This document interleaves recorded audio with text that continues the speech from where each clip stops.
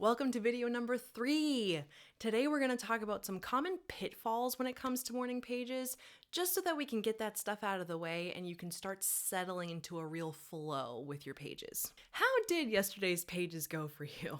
Were they frustrating? Did they feel stupid or like a waste of time? Or were they natural and free and flowing? No matter how these first pages felt, it's important to repeat that there is no wrong way for you to do them. Are they angry, whiny, petty, cringy, good? All of that stuff stands between you and the honest self-awareness that allows you to wholly surrender to the Spirit. Are they negative, repetitive, immature, or just plain boring?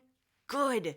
Get it all out. It's very easy to want to ignore the negative things. You might wonder what good it is to keep bringing them up or to address them at all. It might feel unchristian. My experience, however, has taught me that when I ignore negative thoughts and feelings, they have a way of making themselves known. I might be yelling at my kids or snapping at my husband or have this ongoing negative response to a friend or a family member because of something I'm holding on to that I haven't addressed. As soon as I acknowledge it, in my pages perhaps, I am forced to name what it is, which has power in itself, and I naturally end up meandering my way to the source of that negativity. And once I have that awareness, I can now choose to act differently, think differently.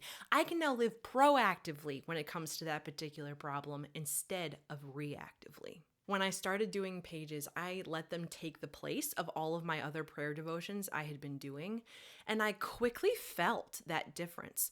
I needed to put my regular prayer practices back into my day. But other people I've worked with have found that pages are the most effective form of prayer they've found, and they have set them as their primary prayer practice. You're going to have to gauge for yourself wherever you fall on that spectrum. And I encourage you over the next few days to ask yourself that question. Are pages increasing your relationship with God? Allowing you to hear the Spirit more clearly and drawing you closer to Jesus? Or are they too focused on you? Which is fine. That's the point of pages. You just might need other devotions to help you properly implement the content of your pages in the context of God's will for your life. If you are feeling like you need dedicated prayer outside of your pages, imaginative contemplation and the Ignatian Examen are the two things that I think blend so seamlessly with the practice of daily pages. And I have content for you on both of those things if you would like to learn more. Additionally, frequent the sacraments. True clarity comes first and foremost from being in a state of grace. Sin will always be the biggest block to our spirituality and creativity and receptiveness.